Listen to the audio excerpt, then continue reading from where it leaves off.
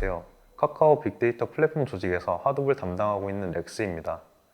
이번 발표에서는 카카오의 빅데이터 플랫폼이 100억 개 파일을 다루는 데이터 레이크가 되기 위해 거쳐온 여정과 앞으로의 계획에 대해 말씀드리겠습니다. 발표는 다음 순서로 진행됩니다. 먼저 간단하게 카카오의 하드 플랫폼인 KHP에 대해 소개하겠습니다.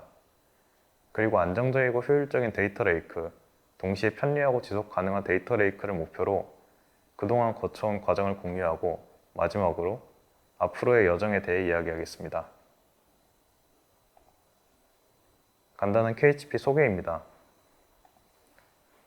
KHP는 이름 그대로 카카오 하드 플랫폼의 약자로 빅데이터 처리를 위한 다양한 컴퓨팅 스토리지 서비스를 제공합니다. 보이는 것처럼 KHP는 사용자 진입점이 되는 웹 서비스인 빅데이터 포털에서부터 트리노, 하이브, 스파크 등 다양한 컴퓨팅 서비스를 포함합니다. 하지만 이번 발표에서는 핵심 스토리지 영역에 해당하는 HDFS를 위주로 다루겠습니다. 본론에 들어가기 전에 KHP 개발 배경에 대해 간단하게 말씀드리겠습니다.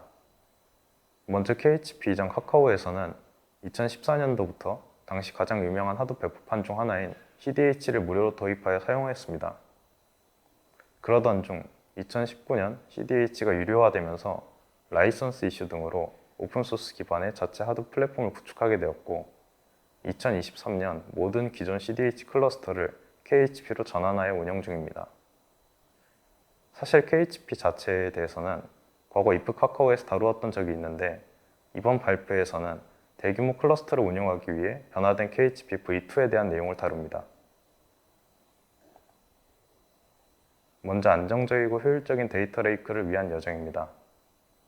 지난 1015 장애 이후 카카오의 주요 서비스에 대한 IDC 다중화 필요성이 대두되었고 KHP 또한 IDC 분산 구조로 재구축할 필요성이 있었습니다. 하지만 기본적으로 하둡은 랭레벨 HA만 지원하기 때문에 단일 IDC 장애 상황에 대해서 데이터 유실 없이 정상적인 읽기 쓰기를 보장하기 위해 새로운 클러스터 구조가 필요했습니다. 이를 위해 고려했던 클러스터 구조는 다음과 같습니다. 첫 번째로 액티브 스탠바이 클러스터 미러링입니다. 이 구조는 다른 IDC의 백업 클러스터를 만들고 주기적으로 데이터를 동기화하는 단순한 방식인데 미러링 특성상 기존 클러스터 대비 2배의 스토리지 용량이 필요하고 데이터 싱크 과정에서 무결성을 보장하는 것이 매우 어려웠습니다. 그리고 장애가 발생하여 페일오버를 하는 경우 이에 접근하는 클러스터가 바뀌기 때문에 클라이언트에서 변경 사항을 처리해줘야 되는 부분도 많았습니다. 이렇듯 기존 클러스터를 유지할 수 있다는 것 외에 단점들이 너무 치명적이어서 일찌감치 후보에서 제외되었습니다. 두 번째로 단일 클러스터 IDC 이중화입니다.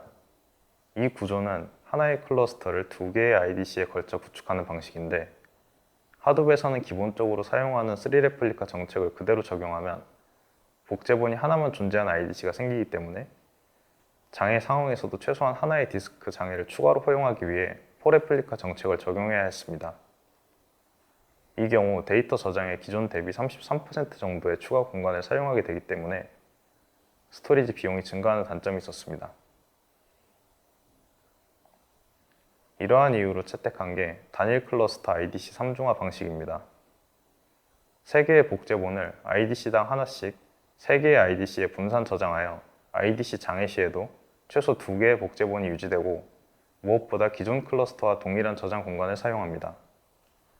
클러스터 확장 시 3개의 IDC 상면을 관리해야 되기 때문에 운영 복잡도가 다소 증가하지만 저장 공간에 대한 이점이 커 감안할 수 있는 부분이었습니다. 하지만 클러스터를 여러 IDC에 분산하여 구축하면 필연적으로 IDC 간 통신에 따른 네트워크 레이턴시 증가가 발생하게 됩니다. 이때 원거리에 위치하여 비교적 네트워크 레이턴시가 높은 IDC에 분산하는 경우 성능 저하가 있는지에 대한 검토가 필요했습니다.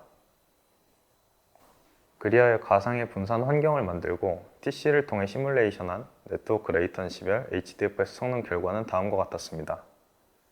리드의 경우 3레플리카 방식 특징상 로컬 IDC의 데이터를 읽어 레이턴시가 발생하는 원격 IDC의 데이터 접근이 거의 없기 때문에 레이턴시가 증가해도 영향이 적었습니다.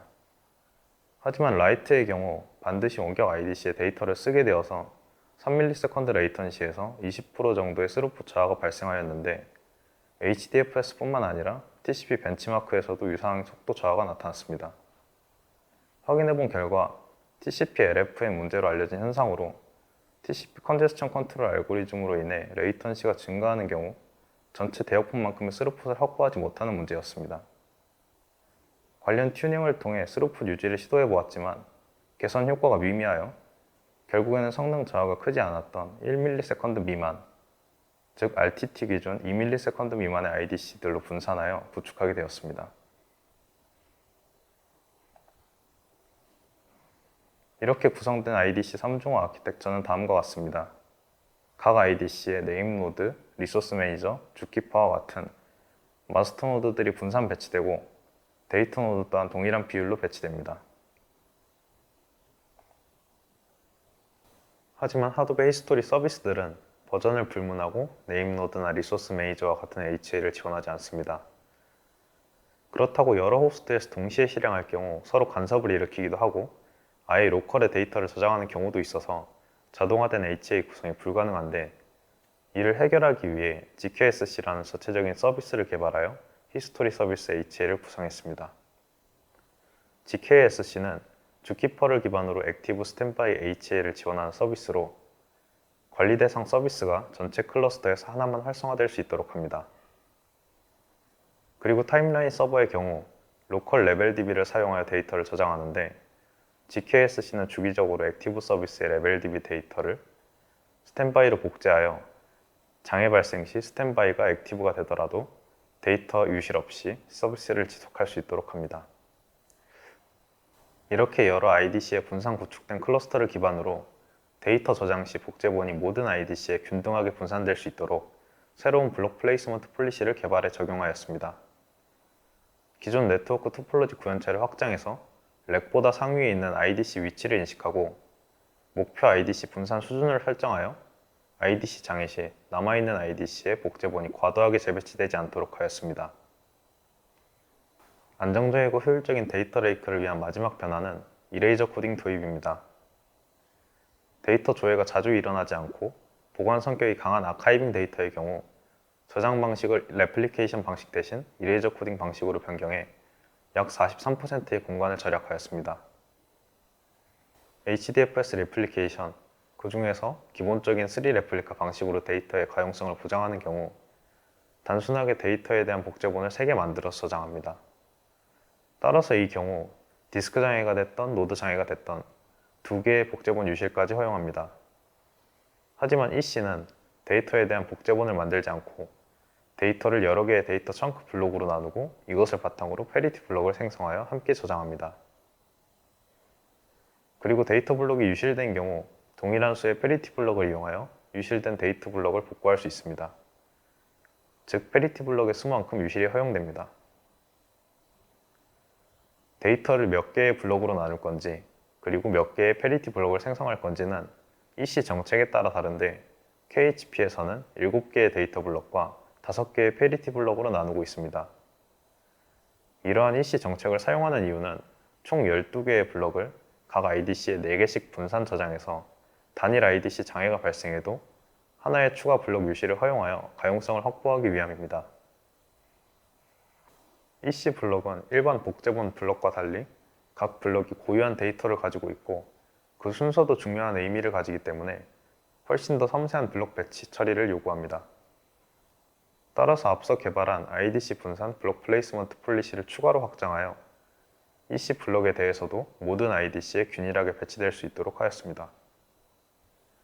특히 EC 데이터 블록의 경우 파일 크기에 따라 그 수가 유동적으로 변화하기 때문에 각 IDC와 EC 블록의 순서를 정렬하여 순차적으로 할당하는 것으로 대응하였습니다.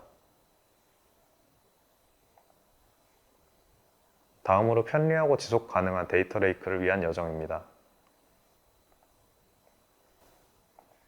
대규모 하둡 클러스터를 운영하면서 네임 서비스에 저장된 파일 수가 지속적으로 늘어나 네임 노드 부하가 증가하는 문제가 발생했습니다. 이것은 예로부터 HDFS가 가진 가장 큰 문제인데 네임 노드가 모든 파일의 메타데이터를 관리하기 때문에 파일 수가 증가하면 더 많은 메모리가 필요하고 처리 성능이 감소하게 됩니다. 오른쪽 그래프는 사내 공용 하드 네임 서비스의 파일 수에 따른 RPC 처리 시간을 99분위 수치를 기준으로 나타낸 것입니다. 파일 수가 1억 개에서 4억 개로 증가하면 네임노드의 RPC 처리 시간이 23ms에서 117ms로 5배 이상 증가하고 장애 조치나 작업 등으로 재시작에 소요되는 시간도 17분에서 1시간 6분으로 4배 가까이 증가하게 됩니다. 이러한 문제로 운영 안정성을 위해 그동안 KHP에서는 단일 네임 서비스의 파일 수가 4억 개를 넘지 않도록 기준을 세우고 관리하였습니다. 그리고 만약 파일 수가 위험 수준에 도달하면 해당 NS에 추가 쿼터를 할당하지 않고 새로운 NS를 추가하는 방식으로 대응하였습니다. 하지만 이 경우 기존에 해당 NS를 사용하던 사용자들은 추가 데이터 적재를 위해 다음과 같은 작업이 필요한 상황이 발생하였습니다. 첫 번째로 작은 파일들을 하나의 파일로 합치는 것입니다. 하지만 작업 자체가 컴퓨팅 리소스와 공수가 많이 드는 일이고 데이터에 따라 매뉴얼한 병합이 불가능한 경우도 많았습니다. 두 번째로 사용하던 NS와 함께 사용량이 적은 NS를 동시에 사용하는 것입니다. 이럴 경우 대부분 이미 구축된 사용자의 데이터 처리 시스템을 변경해야 할 가능성이 높고 구조적으로 불가능한 경우도 많았습니다. 세 번째로 새로운 NS로 데이터를 이관하는 것인데 보통 파일 수 문제로 새로운 NS가 필요한 상황까지 온 경우 대상 데이터의 규모가 매우 크기 때문에 이관에 방대한 리소스가 필요해서 대부분의 경우 실제로 진행하기 어려웠습니다. 이렇듯 NS 사용량 증가에 따른 네임노드 부하 증가는 기존 KHP 운영에서 가장 큰 문제점 중 하나였습니다. 결국 기존에는 단일 네임노드가 처리할 수 있는 파일 수의 한계로 클러스터의 확장이 제한되었습니다. NS를 추가하더라도 사용자 입장에서는 사실상 새로운 클러스터가 추가되는 것과 유사했기 때문에 진정한 의미의 확장이라 보기는 어렵습니다.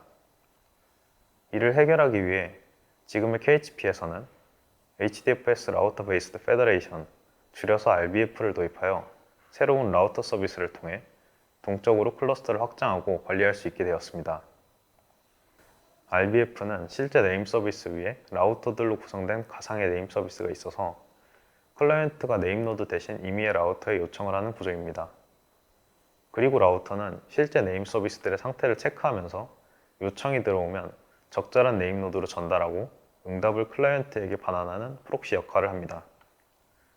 이러한 구조로 인해 클러스터 확장 시 클라이언트의 설정을 업데이트할 필요가 없고 관리자가 동적으로 NS를 추가하거나 제거할 수 있습니다.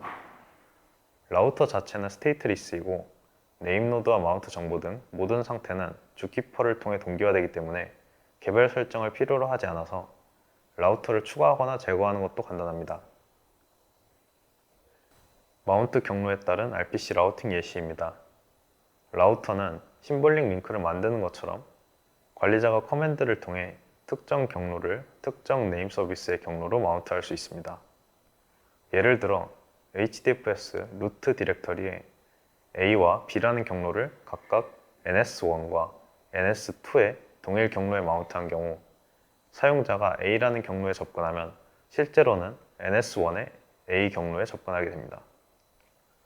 이때 사용자는 실제로 클러스터에 존재하는 NS1과 NS2를 알지 못하고 모든 네임 서비스를 대표하는 가상의 네임 서비스로 인식합니다. 하지만 이렇게 동적으로 네임 서비스와 마운트 경로를 관리한다고 하더라도 사용량이 몰려서 연결된 내부 네임 서비스의 파일 수가 증가하는 경우에는 여전히 네임 노드의 부하가 증가하는 문제는 해결되지 않습니다. 이때 여러 NS를 단일 경로에 마운트하는 방식을 사용하여 단일 네임 서비스의 부하를 분산할 수 있습니다. 만약 앞선 A 경로에 파일 수가 크게 증가하여 마운트된 NS1의 부하가 증가하는 경우 새로운 NS3를 구축하고 A 경로에 추가로 마운트하면 추가로 생성하는 파일을 사용량이 적은 NS3로 밸런싱하여 부하를 분산할 수 있습니다. 이 과정에서 파일 쓰기 시의 실제 네임 서비스 선택과 읽기, 그리고 리스팅 시의 탐색, 취합 과정은 라우터가 설정된 정책에 맞추어 자동으로 처리합니다. 사용자는 아무런 변경 사항 없이 내부적으로 2개의 네임 서비스를 사용하게 됩니다. 이렇듯 RBF를 통해 사용자에게 데이터 처리 로직 변경이나 네임 서비스 이관 등을 요구하지 않고도 클러스터를 지속적으로 확장할 수 있게 되었습니다. KHP에서는 아파치 레인저를 통해 파일 권한 관리를 하고 있습니다. 하지만 RBF 클러스터의 라우터 서비스는 자체적으로 레인저 플러그인을 지원하지 않기 때문에 마운트 경로와 NS의 실제 경로를 항상 동일하게 관리하고 각 네임 노드에서 경로 기반 권한 처리를 수행하는 형태로 구성하였습니다. 그리고 데이터 아카이빙 또한 RBF를 기반으로 동일 클러스터의 디렉터리 형태로 변경하였습니다. 기존에는 대상 데이터를 아카이빙 전용 클러스터로 이동하는 방법을 썼지만 지금은 내부에 전용 NS를 구성하고 RBF를 통해 마운트하여 외부 클러스터에 대한 추가 구성 없이 적재나 조회 작업을 할 수 있게 되었습니다. 앞선 적용 사례들을 보면 RBF가 HDFS의 확장성 문제를 말끔히 해결해 줄 수 있는 것처럼 보일 수 있습니다. NS에 파일이 많아지면 계속해서 새로운 NS를 추가해 마운트하고 아니면 아예 루트 디렉터리에 모든 NS를 마운트하면서 늘려나가면 끝없이 확장될 것처럼 보이기도 합니다. 하지만 당연하게도 RBF 사용 시 주의해야 할 점들이 있습니다. 같은 경로에 여러 NS가 멀티 마운트된 경우 라우터가 클라이언트의 요청을 어떤 네임 노드에 전파할지는 설정된 오더 정책에 따라 결정됩니다. 몇 가지 대표적인 오더 정책에 대해 유저가 A-B 디렉터리에 있는 데이터1 파일을 조회하는 경우를 예로 들어보겠습니다. 먼저 해시 정책입니다. 해시 정책은 멀티 마운트 시 기본 정책으로 요청한 경로가 속한 디렉터리를 기반으로 해싱하여 도착지 NS를 결정합니다. 동일 디렉터리 내 모든 파일은 동일 NS에 위치하게 됩니다. 해시는 모든 개별 디렉터리 단위로 나누어지기 때문에 하위 디렉터리의 파일은 다른 NS에 위치할 수 있습니다.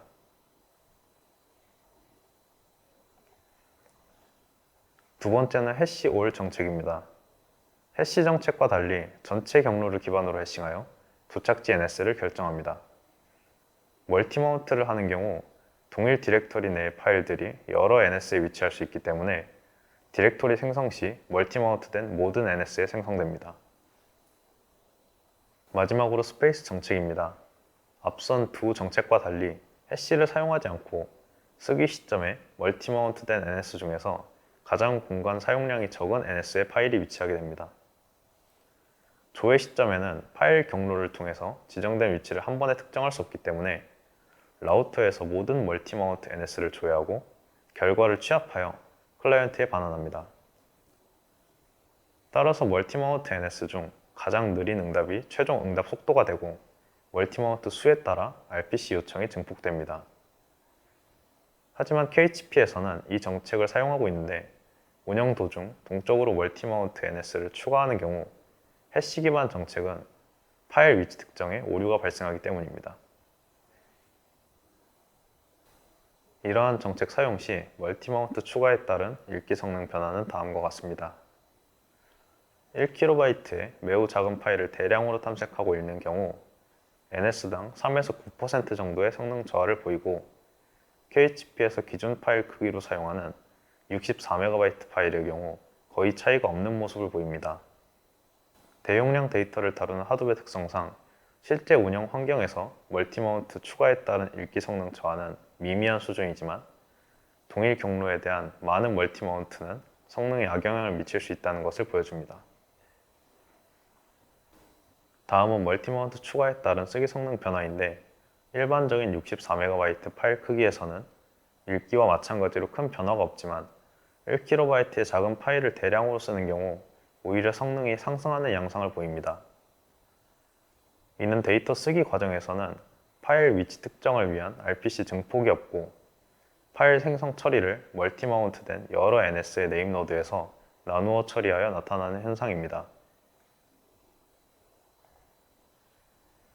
정리하면 RBF 도입 시 주의사항은 다음과 같습니다. 과도한 멀티 마운트는 성능 저하를 일으킬 수 있으므로 지양하여야 하고 동시에 특정 NS 사용량이 과도하게 높아지지 않도록 지속적으로 마운트 테이블을 관리해야 합니다. 이것들이 잘 지켜질 경우 사용자는 더 이상 NS 사용량을 의식하지 않고 사용할 수 있어 편의성이 크게 증가하고 관리자의 역할이 보다 중요해지지만 통제 가능한 범위가 기존 대비 크게 확장되어 지속 가능한 대규모 클러스터를 구축할 수 있습니다. 그리고 사용자 편의와 클러스터 운영 안정성을 위해 기존 호스트 네임 혹은 LB 기반의 모든 하둡 서비스 구성을 GSLB 기반으로 변경하였습니다.